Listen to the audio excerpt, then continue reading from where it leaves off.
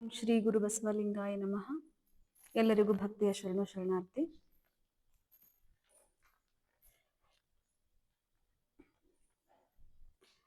ಬ ಎಂದರೆ ಭಕ್ತಿಯ ರೂಪ, ಸ ಎಂದರೆ ಜ್ಞಾನದ ದೀಪ. ಬ ಎಂದರೆ ಭಕ್ತಿಯ ರೂಪ, ಸ ಎಂದರೆ ಜ್ಞಾನದ ದೀಪ. ವ ಎಂದರೆ ವೈರಾಗ್ಯದ ರೂಪ, ವ ಎಂದರೆ ವೈರಾಗ್ಯದ ರೂಪ. ಬಸವ ಬಸವ ಬಸವ ಬಸವ ಬಸವ ಬಸವ ಬಸವ ಬಸವ. ಬ ಎಂದರೆ ಭಕ್ತಿಯ ರೂಪ, ಸ ಎಂದರೆ ಜ್ಞಾನದ ದೀಪ.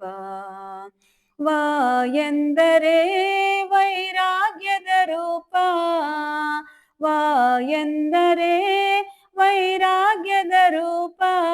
ಬಸವ ಬಸವ ಬಸವ ಬಸವ ಬಸವ ಬಸವ ಬಸವ ಬಸವ.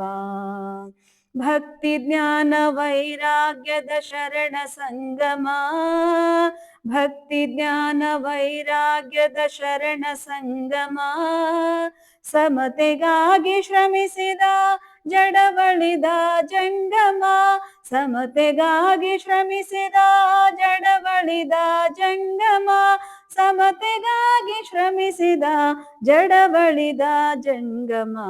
ವ ಎಂದರೆ ಭಕ್ತಿಯ ರೂಪ, ಸ ಎಂದರೆ ಜ್ಞಾನದ ದೀಪ. ವ ಎಂದರೆ ವೈರಾಗ್ಯದ ರೂಪ, ವ ಎಂದರೆ ವೈರಾಗ್ಯದ ರೂಪ.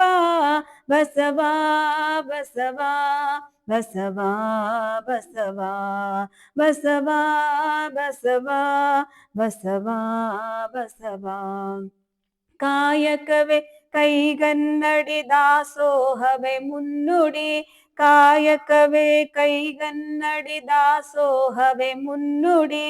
ಅನುಭವದ ಆಶ್ರಯವೇ ಬದುಕಿಗೆ ಶ್ರೀನುಡಿ, ಅನುಭವದ ಆಶ್ರಯವೇ ಬದುಕಿಗೆ ಶ್ರೀನುಡಿ. ಅನುಭವದ ಆಶ್ರಯವೇ ಬದುಕಿಗೆ ಶ್ರೀನುಡಿ. ಬ ಎಂದರೆ ಭಕ್ತಿಯ ರೂಪ, ಸ ಎಂದರೆ ಜ್ಞಾನದ ದೀಪ. ವ ಎಂದರೆ ವೈರಾಗ್ಯದ ರೂಪ, ವ ಎಂದರೆ ವೈರಾಗ್ಯದ ರೂಪ. ಬಸವ ಬಸವ ಬಸವ ಬಸವ ಬಸವ ಬಸವ ಬಸವ ಬಸವ. ಬಸವಯ್ಯ ಬಸವರಸ ಬಸವ ತಂದೆಯೇ, ಬಸವಯ್ಯ ಬಸವರಸ ಬಸವ ತಂದೆಯೇ. ಪಾಲಿಸೆನ್ನ ಅಥಣೀಶ ಶರಣು ಬಂದಿಹೇ, ಪಾಲಿಸೆನ್ನ ಅಥಣೀಶ ಶರಣು ಬಂದಿಹೇ. ಪಾಲಿಸೆನ್ನ ಅಥಣೀಶ ಶರಣು ಬಂದಿಹೇ. ಬ ಎಂದರೆ ಭಕ್ತಿಯ ರೂಪ, ಸ ಎಂದರೆ ಜ್ಞಾನದ ದೀಪ. ವ ಎಂದರೆ ವೈರಾಗ್ಯದ ರೂಪ, ವ ಎಂದರೆ ವೈರಾಗ್ಯದ ರೂಪ. ಬಸವ ಬಸವ ಬಸವ ಬಸವ ಬಸವ ಬಸವ ಬಸವ ಬಸವ ಬಸವ ಬಸವ ಬಸವ ಬಸವ. ಧರಣಿಯ ಮೇಲೊಂದು ಹಿರಿದಪ್ಪ ಅಂಗಡಿಯ ನೆಕ್ಕಿ, ಹರದ ಕುಳ್ಳಿರ್ದ ನಮ್ಮ ಮಹಾದೇವ ಶೆಟ್ಟಿ.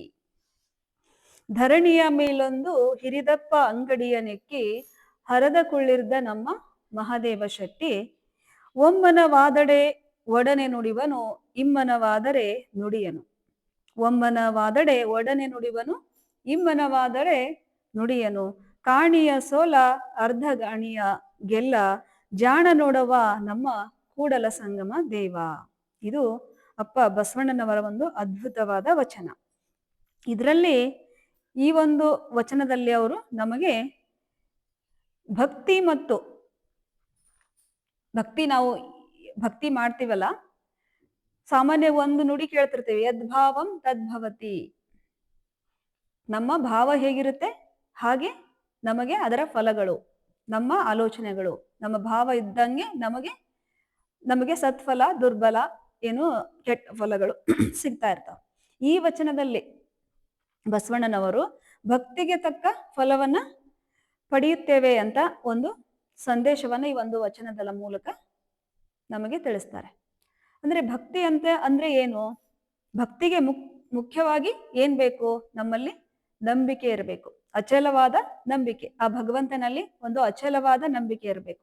ನಂಬಿದ್ರೆ ಫುಲ್ ನಂಬಬೇಕು. ಇಲ್ಲ ಅಂದ್ರೆ, ಯಾಕಂದ್ರೆ ನಮ್ಮ ಮನಸ್ಸಿನಲ್ಲಿ ಇವಾಗ ನೋಡ್ರಿ, ಎಲ್ಲೋ ಒಂದು ನಮ್ಮ ಚಿಕಿತ್ಸಾ ಸೆಂಟರ್ನೇ ತಗೊಳ್ಳೋಣ.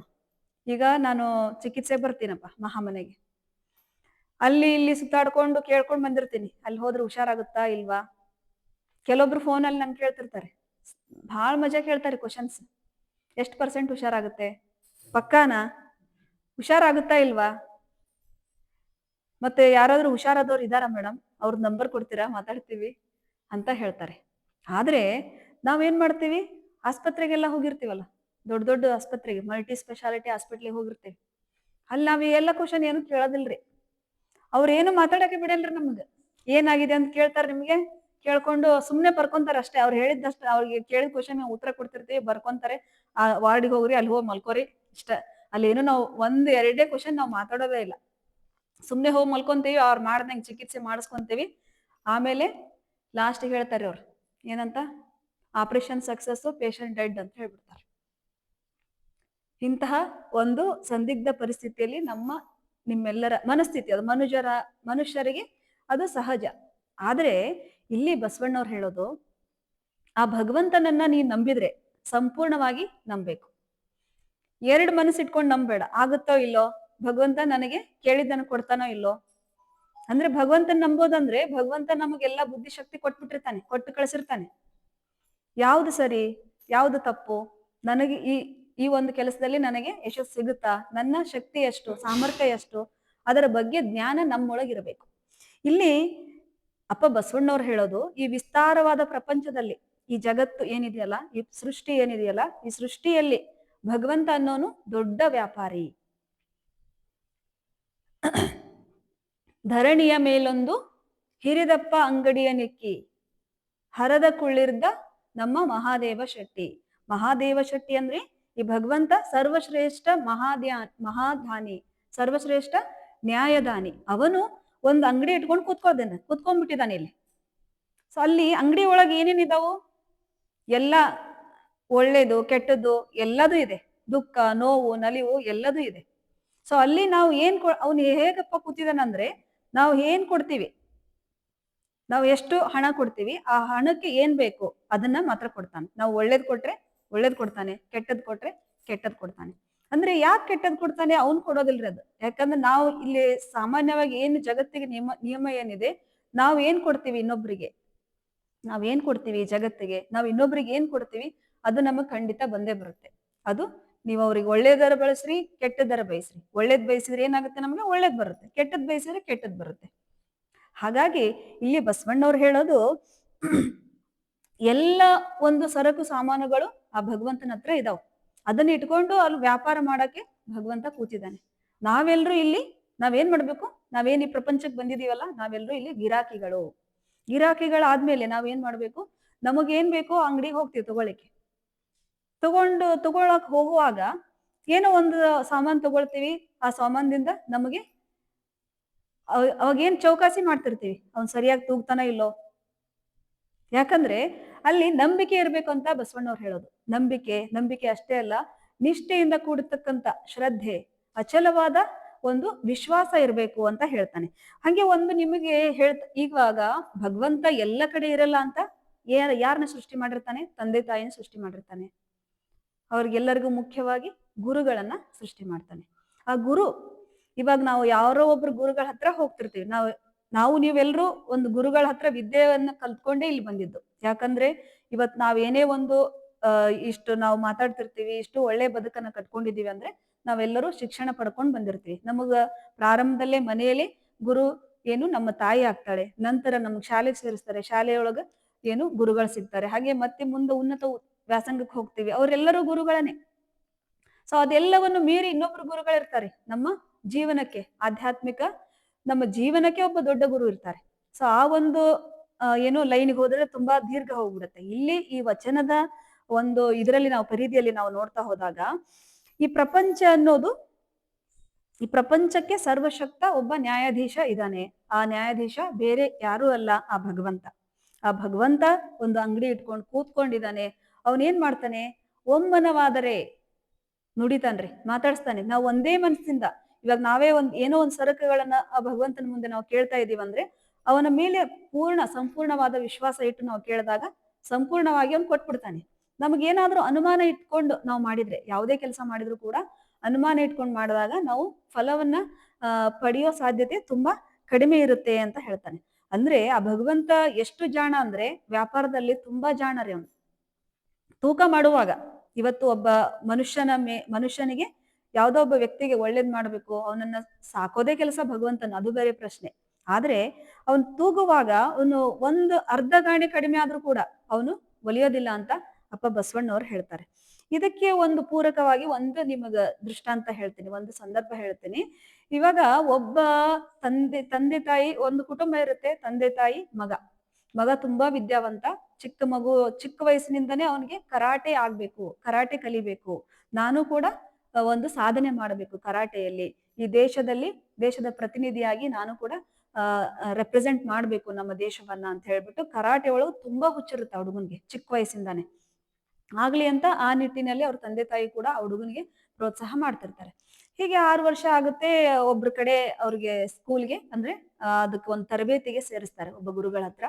ಗುರುಗಳು ಕೂಡ ತುಂಬಾ ನುರಿತ ಒಂದು ಗುರುಗಳಿರ್ತಾರೆ. ಸೊ ಅವ್ರ ಕಡೆಗೆ ಹೋಗ್ತಿರ್ತಾರೆ, ಕಲಿತಿರ್ತಾನೆ ಆ ಹುಡುಗ. ಹೀಗೆ ಒಂದಿನ ಏನಾಗುತ್ತೆ, ತಂದೆ ತಾಯಿ ಜೊತೆಗೆ ಒಂದಿನ ಪ್ರವಾಸಕ್ಕೆ ಹೋಗ್ತಾರೆ. ತಂದೆ ತಾಯಿ ಮಗ 3 ಜನ ತಮ್ಮ ಸ್ವಂತ ವೆಹಿಕಲ್ ಒಳಗ ಪ್ರವಾಸಕ್ಕೆ ಹೋದಾಗ ಏನಾಗ್ತದೆ, ಒಂದು ಅಪಘಾತ ಆಗುತ್ತೆ. ಅವ್ರ ತಂದೆ ತಾಯಿಗೆ ಒಂದ್ ಸ್ವಲ್ಪ ಪೆಟ್ಟಾಗುತ್ತೆ. ಬಟ್ ಈ ಹುಡುಗನಿಗೆ ತುಂಬಾ ಏಟಾಗಿ ಏನು ಕೈ ಕಟ್ಟಾಗ್ಬಿಡುತ್ತೆ, ಎಡಗೈ ಕಟ್ಟಾಗ್ಬಿಡುತ್ತೆ. ಎಲ್ಲಿವರೆಗೂ ಅಂದ್ರೆ ನಮ್ಮ ಮಣ್ಕೈ ಏನಿರುತ್ತಲ್ಲ, ಮಣ್ಕೈ ಮೇಲಿಂದ ಕಟ್ಟಾಗ್ಬಿಡುತ್ತೆ. ಅದು ಒಂದು ಶುಶ್ರೂಷೆ ಆಗುತ್ತೆ, ಎಲ್ಲ ಜೋಪಾನ ಆಗ್ತಾನೆ, ಹುಷಾರಾಗ್ತಾನೆ. ಅವನಿಗೆ ಎಷ್ಟು ಬೇಸರ ಅಂದ್ರೆ, ನನ್ನ ಕೈಯೇ ಹೋಗ್ಬಿಡ್ತಲ್ಲ, ನಾನು ಕರಾಟೆ ಮಾಡ್ಬೇಕು. ಅವ್ರ ತಂದೆ ತಾಯಿಗೂ ತುಂಬಾ ಒಂದು ಕನಸಿರುತ್ತೆ, ಮಗನ್ ತುಂಬಾ ಇಷ್ಟಪಡ್ತಾನೆ, ಕರಾಟೆ ಒಳಗ ಅವ್ನು ಬೆಳೆಸ್ಬೇಕು, ಒಳ್ಳೆ ವಿದ್ಯಾಭ್ಯಾಸ ಮಾಡ್ಬೇಕು ಅಂತ ಆಸೆ ಇದ್ದಾಗ ಎಲ್ಲರೂ ನಿರಾಶರಾಗ್ತಾರೆ. ಹುಡುಗನ್ನೆಲ್ಲ ಜೋಪಾನ ಮಾಡ್ತಾನೆ, ಹುಷಾರಾಗ್ತಾನೆ, ಮತ್ತೆ ಎದ್ದು ಓಡಾಡಂಗ ಆಗ್ತಾನೆ. ಒಂದ್ 2-3 ವರ್ಷದಲ್ಲಿ ಮತ್ತೆ ಹುಷಾರಾಗ್ತಾನೆ. 2-3 ವರ್ಷ ಆದ್ಮೇಲೆ ಈ ಹುಡುಗನ ಮೇಲೆ ಗುರುಗಳಿಗೆ ತುಂಬಾ ಪ್ರೀತಿ, ಮತ್ತೆ ಇವನು ಅಷ್ಟೇ ಶ್ರದ್ಧೆಯಿಂದ ಆ ಒಂದು ಕರಾಟೆಯನ್ನ ಕಲಿತಿರ್ತಾನೆ. ಅವ್ರ ಹತ್ರ ಕಲಿತಾ ಇರ್ಬೇಕಾದ್ರೆ ಏನಾಗುತ್ತೆ, ಯಾಕೋ ಈ ಹುಡುಗನ್ಗೆ ಗೊತ್ತಿರುತ್ತೆ, ಈ ತರ ಆಗಿರೋದು ಗೊತ್ತಿರುತ್ತೆ, ಆಕ್ಸಿಡೆಂಟ್ ಆಗಿರೋದು ಎಲ್ಲ ಗೊತ್ತಿರುತ್ತೆ. ಯಾಕೋ ಇವನ್ ಬರ್ತಾ ಇಲ್ವಲ್ಲ, ಹೀಗೆ ಕುಶಲೋಪರಿ ವಿಚಾರಿಸೋಣ ಅಂತ ಗುರುಗಳು ಅವ್ರ ಮನೆಗೆ ಹೋಗ್ತಾರೆ. ಹೋದಾಗ ಕೂತಿರ್ತಾನೆ ಹುಡುಗ. ಕೇಳ್ತಾರೆ, ಯಾಕಪ್ಪ ಇನ್ ಮುಗೀತಲ್ಲ, ರೆಸ್ಟ್ ಎಲ್ಲ ಮುಗೀತಲ್ಲ, ನೀನು ತರಬೇತಿಗೆ ಬರೋದಿಲ್ವಾ, ಟ್ರೈನಿಂಗ್ ಬರೋದಿಲ್ವಾ ಅಂತ ಕೇಳಿದಾಗ ಅವನಿಗೆ ಆಶ್ಚರ್ಯ ಆಗುತ್ತೆ. ಅವ್ರ ತಂದೆ ತಾಯಿನೂ ಅಂತಾರೆ, ಮನಸ್ಸಲ್ಲಿ ಅನ್ಕೋತಾರೆ. ಬಟ್ ಆ ಹುಡುಗ, ಅಲ್ಲ ಗುರುಗಳೇ, ನನಗೆ ಒಂದ್ ಕೈನೇ ಇಲ್ಲ, ಕರಾಟೆಗೆ ಮುಖ್ಯವಾಗಿ 2 ಕೈ ಇದ್ರೇನೆ ಗೆಲ್ಲೋದು ತುಂಬಾ ಕಷ್ಟ. ಎಷ್ಟೇ ತರಬೇತಿ ಪಡೆದ್ರು 2 ಕೈ ಬೇಕೇ ಅದಕ್ಕೆ. ಇನ್ನು ನನಗ್ ಇರೋದೇ ಒಂದು ಕೈ, ಅದು ಬಲಗೈ, ಎಡಗೈ ಫುಲ್ ಇಲ್ಲ ನಂದು. ಹೀಗೆ ನೀವು ನನ್ಗೆ ತಮಾಷೆ ಮಾಡ್ತಿದ್ದೀರಾ ಗುರುಜಿ ಅಂತ ಕೇಳಿದಾಗ, ಅವಾಗ ಯಾಕೆ ಸಾಧ್ಯ ಇಲ್ಲ, ಖಂಡಿತ ನೀನ್ ಮಾಡ್ಬೋದು, ಅದ್ರೊಳಗೆ ಕೆಲವೊಂದು ಟ್ರಿಕ್ಸ್ ಇರುತ್ತೆ, ನಾನು ಹೇಳ್ಕೊಡ್ತೀನಿ. ಬಟ್ ಒಂದೇ ಒಂದು, ನಿನಗೆ ನಿನ್ನ ಒಂದು ಇದ್ರ ಮೇಲೆ ಏನು, ನಿನ್ನ ಒಂದು ಸಾಮರ್ಥ್ಯದ ಮೇಲೆ ವಿಶ್ವಾಸ ಇಟ್ಕೋ. ನಾನ್ ಹೇಳ್ಕೊಟ್ಟಾಗ ನೀ ಕಲ್ತಿ ಅಂದ್ರೆ ನೀನ್ ಖಂಡಿತ ಸೋಲಿಕ್ ಸಾಧ್ಯನೇ ಇಲ್ಲ, ನೀನ್ ಯಶಸ್ಸು ಆಗೇ ಆಗ್ತೀಯ. ಒಂದು ನಿನ್ನ ಸಾಮರ್ಥ್ಯದ ಮೇಲೆ ನಿನಗೆ ನಂಬಿಕೆ ಇರ್ಲಿ, ಹಾಗೆ ನಾನು ಹೇಳುವಂತ ಪಾಠದ ಮೇಲೆ ನನ್ನ ಮೇಲೆ ನಿನಗೆ ವಿಶ್ವಾಸ ಇರಬೇಕು. ಅದು ಒಂದ್ ಎರಡನ್ನ ಬೆಳೆಸ್ಕೊ, ನೀನ್ ಏನ್ ಬೇಕಾದ್ರೂ ಸಾಧನೆ ಮಾಡ್ಬೋದು. ಮೊದಲು ನೀ ಮನೆ ಬಿಟ್ಟು ಬಾಪ ನಾನು ಕಲಿಸ್ಕೊಡ್ತೀನಿ ಅಂತ ಹುಡುಗನ ಕರ್ಕೊಂಡು ಹೋಗ್ತಾರೆ. ಅವಾಗ ತರಬೇತಿ ನಡೆಯುತ್ತೆ. ಗೊತ್ತಿಲ್ಲ ಆ ಗುರುಗಳ ಒಂದು ಅವರಲ್ಲಿರ್ತಕ್ಕಂಥ ಸಾಮರ್ಥ್ಯ ಅಥವಾ ಆ ಹುಡುಗನ ಒಂದು ಯೋಗ, ಆ ಭಗವಂತನ ಮೇಲೆ ಭಗವಂತ ಅವನ ಮೇಲೆ ಏನ್ ಕರುಣೆನ ಗೊತ್ತಿಲ್ಲ. ಅವನು ಹೀಗೆ ತರಬೇತಿ ಪಡಿತಾನೆ, ಒಳ್ಳೆ ತರಬೇತಿ ದಿನಂಪ್ರತಿ ಹಗಲು ರಾತ್ರಿ ಅವರು ಗುರುಗಳ ಹತ್ರ ಚೆನ್ನಾಗಿ ಕಲ್ತು ಟ್ರೈನಿಂಗ್ ಎಲ್ಲ ಮುಗಿಯುತ್ತೆ. ಇನ್ನೇನು ರಾಷ್ಟ್ರ ಮಟ್ಟದಲ್ಲಿ ಅವನಿಗೆ ಚಾಂಪಿಯನ್ಶಿಪ್ಗೆ ಆಯ್ಕೆನೂ ಕೂಡ ಆಗ್ತಾನೆ. ಹೀಗೆ ಕರಾಟೆ ನಡೀತಿರ್ತಾರೆ, ಸ್ಟೇಡಿಯಂ ಎಲ್ಲ ಇರ್ತಾರೆ, ಜನ ಎಲ್ಲ ಕೂತಿರ್ತಾರೆ, ನೋಡ್ತಾ ಇರ್ತಾರೆ. ಫಸ್ಟ್ ಇವನ್ ಕರೀತಾರೆ, ಇವಂದೇ ಇರುತ್ತೆ ಫಸ್ಟ್ಗೆ. ಇನ್ನೊಬ್ಬ ಅವನ ಜೊತೆ ಆಟ ಆಡೋನು ತುಂಬಾ ದಾಂಡಿಗ ಇರ್ತಾನೆ. ಕರಾಟೆ ಹೀಗೆ ಸ್ಪರ್ಧೆ ಪ್ರಾರಂಭ ಆಗುತ್ತೆ. ನೋಡಿದ ಜನ ಅನ್ಕೊಂತಿರ್ತಾರೆ, ಅಯ್ಯೋ ಇವನೇನು ಒಂದ್ ಕೈನೇ ಇಲ್ಲ, ಅದ್ ಹೇಗ್ ಆಟ ಆಡ್ತಾನೆ, ಏನೋ ಒಂದ್ ಏಟಿಗೆ ಬಿದ್ದು ಸೋತ್ ಬಿಡ್ತಾನೆ ಅಂತ ಹೇಳ್ಕೊಂಡು ಅನ್ಕೋತಾ ಇರ್ತಾರೆ. ಹೀಗೆ ಸ್ಪರ್ಧೆ ನಡೀತಾ ಇರುತ್ತೆ. ಈ ಹುಡುಗ ಏನಿರ್ತಾನಲ್ಲ, ಈ ಹುಡುಗನ ಅಂದ್ರೆ ಆ ತರಬೇತಿ ಆ ರೀತಿ ಮಾಡ್ಬಿಟ್ಟಿರ್ತಾರೆ ಗುರುಗಳು ಒಂದು. ಆಮೇಲೆ ಆ ಹುಡುಗನಿಗೆ ತನ್ನ ಒಂದು ಸಾಮರ್ಥ್ಯದ ಮೇಲೆ ಅಷ್ಟು ವಿಶ್ವಾಸ ಇರುತ್ತೆ. ಆಮೇಲೆ ಒಂದೇ ಒಂದು ಅವನಿಗೆ ಅನುಮಾನನೂ ಇರುತ್ತೆ, ನಾನು ಒಂದ್ ಕೈಯಿಂದ ಹೇಗೆ ಅವನ್ ಸೋಲಿಸ್ಬೋದು. ಆದ್ರೂ ಬೇಡ, ಗುರುಗಳು ಹೇಳಿದ್ದಾರೆ, ನಾನು ಗುರುಗಳ ಮೇಲೆ ವಿಶ್ವಾಸ ಇಟ್ಕೊಂಡು ನಾನು ಆಟ ಆಡ್ತೀನಿ ಅಂತ ಹೋಗ್ತಾನೆ, ಆಟ ಆಡ್ತಾನೆ. ಒಂದ್ಸರ್ತಿ ಒಂದೇ ಏಟಿಗೆ ಅವನು ಎದುರಾಳಿ ಬಿದ್ದ್ಬಿಡ್ತಾನ್ರಿ ಕೆಳಗಡೆ. ಅವಾಗ ಅಲ್ಲಿದ್ದವರು ಹೇಳ್ತಾರೆ, ಅವರು ನಿರ್ಣಾಯಕರು ಇರ್ತಾರಲ್ಲ, ಪಾಯಿಂಟ್ಸ್ ಹೇಳೋರು ಕೆಲವು ಒಬ್ರು ನಿಂತಿರ್ತಾರೆ ಅಲ್ಲಿ. ಅವ್ರು ಹೇಳ್ತಾರೆ, ಇಲ್ಲ ಅವನು ಪಾಪ ಕೈ ಇಲ್ಲ ಅಂತ ಹೇಳ್ಕೊಂಡು ಅವನೇ ಗೆದ್ಬಿಡ್ಲಿ ಅಂತ ಹೇಳಿ ಬಿದ್ದಿರ್ಬೇಕು ಅಂತ ಹೇಳ್ಕೊಂಡು ಹೇಳಿದಾಗ, ಅವಾಗ ಇಲ್ಲ ಹಾಗೇನಿಲ್ಲ, ನೀವ್ ಇನ್ನೊಂದ್ಸರ್ತಿ ಆಟ ಆಡ್ಬೋದು ಅಂತ ಈ ಹುಡುಗ ಹೇಳ್ತಾನೆ. ಸರಿ, ಮತ್ತೊಂದ್ಸರ್ತಿ ಹೇಳ್ತಾನೆ. ಮತ್ತೊಂದ್ಸರಿ ಆಟ ಆಡ್ತಾರೆ, ಮತ್ತು ಅದೇ ರೀತಿ ಇವನಿಂದ ಸೋತ್ಬಿಟ್ಟು ಎದುರಾಳಿ ಕೆಳಗಡೆ ಬಿದ್ದ್ಬಿಡ್ತಾನೆ. ಹೇಳಕ್ ಆಗಲ್ಲ. ಒಂದು ಟ್ರಿಕ್ ಇದೆ, ಅದು ಕೊನೆಗೆ ಹೇಳ್ತೀನಿ. ಅಂದ್ರೆ ಎರಡನೇ ಸರ್ತಿನೂ ಬಿದ್ದಾಗ ಆಯ್ತು, ನೆಕ್ಸ್ಟ್ ಸೆಮಿಫೈನಲ್ಗೆ ಆಯ್ಕೆ ಆಗ್ತಾನೆ. ಮತ್ತೊಂದ್ಸರ್ತಿ ಹಿಂಗೆ ಇಬ್ರು ಜೊತೆ ಆಟ ಆಗುತ್ತೆ, ಇವನೇ ಗೆಲ್ತಾನೆ. ಈಗ ಫೈನಲ್ಗೆ ಬರ್ಬೇಕಲ್ಲ, ಸೆಮಿಫೈನಲ್ ಆಯ್ತು, ಇನ್ನು ಫೈನಲ್ಗೂ ಕೂಡ ಅವನು ಆಯ್ಕೆ ಆಗ್ಬಿಡ್ತಾನೆ. ಫೈನಲ್ ನಲ್ಲಿ ನಡೀತಾ ಇರ್ಬೇಕಾದ್ರೆ ಹೀಗೆ ಒಂದೇ ಏಟಿಗೆ ಅವನು ಎದುರಾಳಿ ಬಿದ್ದ್ಬಿಡ್ತಾನೆ. ಅವಾಗ ಅವ್ನು ಏನ್ ಮಾಡ್ತಾನೆ ಎದುರಾಳಿ, ಇಲ್ಲ ನನಗೆ ಏನೋ ಕಾಲ್ ಜಾರ್ದಂಗ ಆಯ್ತು, ಇಲ್ಲೇನೋ ನೀರ್ ಬಿದ್ದಿತ್ತು, ಏನೋ ತುಂಟ್ ನೆಪನ ಹೇಳ್ತಾನೆ. ಅವಾಗ ಆಯ್ತು, ನಾ ಇನ್ನೊಂದ್ಸರ್ತಿ ಆಟ ಆಡೋಣ, ಏನ್ ತೊಂದ್ರೆ ಇಲ್ಲ ಅಂತ ಈ ಹುಡುಗ ಹೇಳಿದಾಗ ಮತ್ತೊಂದ್ಸರ್ತಿ ಗೇಮ್ ಆಗುತ್ತೆ. ಫೈನಲ್ ನಲ್ಲಿ ಆ ಹುಡುಗ ಗೆಲ್ತಾನೆ, ಅವನಿಗೆ ಏನೋ ಟ್ರೋಫಿನೂ ಬರುತ್ತೆ. ಹಾಗಾಗಿ ಇದೆಲ್ಲ ಸಂಭ್ರಮ ತೀರಿಸ್ಕೊಂಡು ಮನೆಗೆ ಹೋಗ್ತಾನೆ ಹುಡುಗ. ಮನೆಗೆ ಹೋಗಿ ಅವನಿಗೆ ಒಂದು ಡೌಟ್ ಬರುತ್ತೆ, ಅಲ್ಲ ಎರಡು ಕೈ ಇದ್ರೂ ಕೂಡ ಈ ಒಂದು ಆಟದಲ್ಲಿ ಗೆಲ್ಲೋದು ತುಂಬಾ ಕಷ್ಟ ಇರುತ್ತೆ, ಅಂಥದ್ರಲ್ಲಿ ನಾನು ಒಂದೇ ಕೈಯಲ್ಲಿ ಗೆಲ್ಲಕ್ ಹೇಗ್ ಸಾಧ್ಯ ಆಯ್ತು, ಇದನ್ನ ನಾನು ಗುರುಗಳ್ ಕೇಳೇಬೇಕು ಅಂತ ಗುರುಗಳ ಹತ್ರ ತಂದೆ ತಾಯಿನ ಕರ್ಕೊಂಡು ಹೋಗ್ತಾನೆ ಹುಡುಗ. ಅವಾಗ ಗುರುಗಳು ಹೇಳ್ತಾರೆ, ನೋಡಪ್ಪ, ನಾನು ಕಲ್ಸಿದ್ದು ಅಂದ್ರೆ ಈ ಆಟದಲ್ಲಿ ಸಾಕಷ್ಟು ಏನು ಏನ್ ಪೀಚ್ ಅಂತ ಹೇಳ್ತಾರ, ಅದು ಪೀಚ್ ಅಂತ ಹೇಳಿ ಹೊಡೆದಾಡೋ ಒಂದು ಏನು ಸಂದರ್ಭಗಳಿರ್ತಾವಲ್ಲ, ಆಕ್ಷನ್ಸ್ ಇರ್ತಾವಲ್ಲ, ಸಾಕಷ್ಟು ಆಕ್ಷನ್ಸ್ ಇರ್ತಾವ. ಅಂದ್ರೆ ನಾವು ಗೆಲ್ಬೇಕು ಅಂದ್ರೆ ಈ ಒಂದು ಇದ್ರಲ್ಲಿ ಆಟದಲ್ಲಿ ನಾನ್ ಕಲ್ಸಿದ್ ನಿನಗ್ ಒಂದೇ ಪೀಚ್, ಅದು ನಿನಗ ಕಲಿಸ್ಬೇಕಾಗಿರೋದು ಅಷ್ಟೇ. ಯಾಕಂದ್ರೆ ನಿನಗ್ ಒಂದ್ ಕೈ ಇಲ್ಲ, ಇನ್ನು ಎರಡು ಕೈಯಿಂದ ಆಟ ಆಡುವಂತ ಪೀಚ್ ಗಳನ್ನ ನಿನಗೆ ಕಲಿಸ್ಲಿಕ್ಕೆ ಸಾಧ್ಯ ಇಲ್ಲ, ಯಾಕಂದ್ರೆ ನಿನಗೊಂದ್ ಕೈ ಇಲ್ಲ. ನಾ ಕಲಿಸೋದು ಬಲಗೈಯಿಂದ ಹೊಡೆದಾಗ ಯಾಕೆ ಅವ್ನು ಬಿದ್ದ, ವಾಪಸ್ ನಿನಗೆ ಯಾಕೆ ಹೊಡಿಲಿಕ್ಕೆ ಆಗ್ತಾ ಇಲ್ಲ ಅಂದ್ರೆ, ನೆಕ್ಸ್ಟ್ ಅವ್ನು ಏನ್ ಆಟ ಆಡ್ಬೇಕಾಗಿತ್ತು, ನಿನ್ನ ಎಡಗೈಯನ್ನ ಹಿಡಿದು, ನಿನ್ನ ಎಡಗೈ ಇದ್ದಿದ್ರೆ ನಿನ್ನ ಎಡಗೈಯನ್ನ ಹಿಡಿದು ಅವನು ಆಟ ಆಡಿ ನಿನ್ನ ಕೆಳಗ್ ಬೀಳಿಸ್ಬೋದಾಗಿತ್ತು. ಆದ್ರೆ ನಿನಗೆ ಎಡಗೈನೇ ಇಲ್ಲ. ಆ ಎಡಗೈ ಇಲ್ದಿದ್ರಿಂದ ನೀನು ಆ ಆಟದಲ್ಲಿ ಗೆಲ್ಲಕ್ಕೆ ಸಾಧ್ಯ ಆಯ್ತು ಅಂತ ಗುರುಗಳು ಹೇಳ್ತಾರೆ. ಅದು ಎಲ್ಲದಕ್ಕಿಂತ ಮುಖ್ಯವಾಗಿ ನಿನಗೆ ನನ್ನ ಮೇಲಿದ್ದಂತಹ ಭಕ್ತಿ ಅಥವಾ ನಂಬಿಕೆ, ಹಾಗೆ ನಿನ್ನ ಸಾಮರ್ಥ್ಯದ ಮೇಲೆ ಇರ್ತಕ್ಕಂಥ ನಿನಗೆ ಅಚಲವಾದ ನಂಬಿಕೆ, ಅವು ಎರಡೂ ನಿನ್ನನ್ನು ಇವತ್ತು ಜಯಶಾಲಿಯನ್ನಾಗಿ ಮಾಡ್ಲಿಕ್ಕೆ ಸಾಧ್ಯ ಆಯ್ತು ಅಂತ ಗುರುಗಳು ಹೇಳ್ತಾರೆ. ಅಂದ್ರೆ ಇಲ್ಲಿ ನಾವು ಅರ್ಥ ಮಾಡ್ಕೋಬೇಕು, ಇವಾಗ ಭಗವಂತ ಅನ್ನೋನು ಎಲ್ಲ ಸಮಯದಲ್ಲೂ ಎಲ್ಲಾ ಕಡೆ ಇರೋದಿಲ್ರಿ.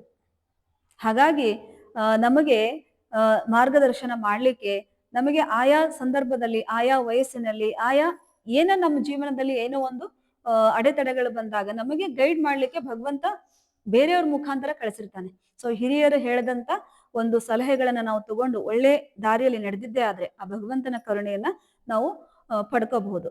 ಆದ್ರೆ ಈ ವಚನದಲ್ಲಿ ಅಪ್ಪ ಬಸವಣ್ಣವ್ರು ಹೇಳೋದು, ಆ ಭಗವಂತ ಅನ್ನೋನು ಧರಣಿಯ ಮೇಲೊಂದು ಹಿರಿದಪ್ಪ ಅಂಗಡಿಯ ನೆಕ್ಕಿ ಹರದ ಕುಳ್ಳಿರ್ದ ನಮ್ಮ ಮಹಾದೇವ ಶೆಟ್ಟಿ. ಆ ಭಗವಂತ ಕೂತ್ಬಿಟ್ಟಿದ್ದಾನೆ ಅಂಗಡಿಯನ್ನು ಇಟ್ಕೊಂಡು, ನಾವೆಲ್ಲರೂ ಅಂಗಡಿಗೆ ಹೋಗುವಂತ ಗಿರಾಕಿಗಳಾಗಿದ್ದೀವಿ. ಒಮ್ಮನವಾದರೆ ಒಡನೆ ನುಡಿವನು. ನಾವು ಒಂದೇ ಮನಸ್ಸಿಂದ ಅವನ ಭಕ್ತಿಗೆ ಸಂಪೂರ್ಣ ಅವನಲ್ಲಿ ಶರಣಾಗತಿಯನ್ನು ಹೊಂದ್ಬಿಟ್ರೆ ಅವನು ಯಾವತ್ತೂ ನಮ್ಮನ್ನ ಕೈ ಹಿಡಿದು ಕೆಳಗ್ ಬೀಳಕ್ ಬಿಡೋದೇ ಇಲ್ರಿ ಅವನು ನಮ್ಮನ್ನ. ಇಮ್ಮನವಾದಡೆ ನುಡಿಯನು. ನಮ್ಮ ಮನಸ್ಸಲ್ಲಿ ಯಾವಾಗ್ಲೂ ದ್ವಂದ್ವಗಳಿದ್ರೆ, ಅನುಮಾನಗಳಿದ್ರೆ ನಾವು ಯಾವ ಕೆಲಸದಲ್ಲೂ ಕೂಡ ಯಶಸ್ಸು ಪಡಿಲಿಕ್ಕೆ ಸಾಧ್ಯ ಇಲ್ಲ. ಹಾಗೆ ಆ ಭಗವಂತನ ಒಂದು ಕರುಣೆಯನ್ನ ಅಥವಾ ಏನು ಅಭಯವನ್ನ ಪಡಿಲಿಕ್ಕೆ ಸಾಧ್ಯ ಇಲ್ಲ. ಹಾಗೆ ಮುಂದೆ ಹೇಳ್ತಾರೆ, ಕಾಣಿಯ ಸೋಲ ಅರ್ಧ ಗಾಣಿಯ ಗೆಲ್ಲ, ಜಾಣ ನೋಡವ್ವ ನಮ್ಮ ಕೂಡಲ ಸಂಗಮ ದೇವ. ಇಲ್ಲಿ ನಮ್ಮ ಮಹಾದೇವ ಶೆಟ್ಟಿಯ ಅಂಗಡಿಯೊಳಗ ಏನು ನಮ್ಮ ಒಂದು ಜೀವನವನ್ನು ಪರಿಭಾವಿಸಿದಷ್ಟು ಕೂಡ ಅದು ಅರ್ಥವನ್ನು ಕೊಡುವ ಒಂದು ಸುಂದರ ಪ್ರತಿಮೆ. ಯಾರು? ಭಗವಂತ. ಇಲ್ಲಿ ಭಗವಂತ ಮತ್ತು ಜೀವ, ನಾನು ಮತ್ತು ಭಗವಂತನ ನಡುವೆ ಏನು ವ್ಯವಹಾರದಲ್ಲಿ ನಾವು ಜೀವ ತರಬೇಕಾದ ಮೌಲ್ಯ ಅಂದ್ರೆ ನಮಗೆ ಆ ಭಗವಂತನಲ್ಲಿ ಅಚಲವಾದ ನಂಬಿಕೆ, ನಿಷ್ಠೆ, ಶ್ರದ್ಧೆ ಇರ್ಬೇಕಾಗತ್ತೆ. ಅದು ಇದ್ರೆ ಮಾತ್ರ ನಾವು ಇಲ್ಲಿ ಅವನ ಕರುಣೆಯನ್ನ ಅಥವಾ ಅವನ ಅಂಗಡಿಯಲ್ಲಿ ತೆಗೆದುಕೊಳ್ಳುವಂತಹ ಏನು ನಾವು ತಗೊಳ್ತೀವಲ್ಲ ಸಾಮಗ್ರಿಗಳನ್ನ, ಆ ಸಾಮಗ್ರಿಗಳಂತ ಸಿಗ್ತಕ್ಕಂತ ಸತ್ಫಲಗಳನ್ನ ಪಡ್ಕೊಳ್ಳಿಕ್ಕೆ ಸಾಧ್ಯ ಆಗುತ್ತೆ. ಹಾಗಾಗಿ ಅವನು ನೇರವಾಗಿ ಕೊಡಲ್ಲ, ಅದಕ್ಕೆ ಕೊಡುವ ಹಣ ನಮ್ಮ ಒಮ್ಮನದ ಶ್ರದ್ಧೆ. ಒಂದೇ ಮನಸ್ಸಿನಿಂದ ನಾವು ಅವನ ನಂಬಿದ್ದೇ ಆದ್ರೆ, ಶ್ರದ್ಧೆಯಿಂದ ನಂಬಿದ್ದೇ ಆದ್ರೆ, ಸಂಪೂರ್ಣವಾಗಿ ಅವನಲ್ಲಿ ನಾವು ಶರಣಾಗತಿ ಹೊಂದಿದ್ದೇ ಆದ್ರೆ ನಾವು ಖಂಡಿತ ಜೀವನದಲ್ಲಿ ಯಶಸ್ಸನ್ನ ಪಡಿಲಿಕ್ಕೆ ಸಾಧ್ಯ ಆಗುತ್ತೆ ಅನ್ನೋದನ್ನ ಅಪ್ಪ ಬಸವಣ್ಣವರು ಈ ವಚನದಲ್ಲಿ ನಮಗೆ ತಿಳಿಸ್ತಾರೆ. ಇದಿಷ್ಟು ಇವತ್ತಿನ ಚಿಂತನ. ಎಲ್ಲರಿಗೂ ಶರಣಾರ್ಥಿ.